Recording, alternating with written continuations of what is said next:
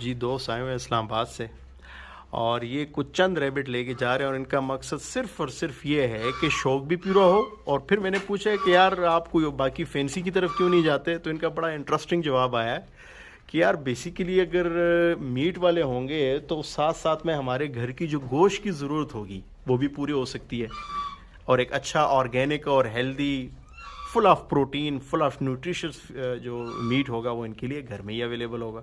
जी भाई, अब इस हवाले से कुछ कहना चाहेंगे आप? अस्सलाम वालेकुम जनाब। जितना हम लोगों ने रिसर्च की है उसके मुताबिक आजकल जो सबसे इजीली अवेलेबल मीट है वो चिकन है। और चिकन के भी रिसेंटली न्यूज़ में भी आ रहा था, जैसे कि आप सब ने भी सुना होगा कि उसमें जो है वो कैंसर प्रोड्यूस करने वाले एलिमेंट्स उनकी फीड में डाले जाते हैं। ऐसा ही है।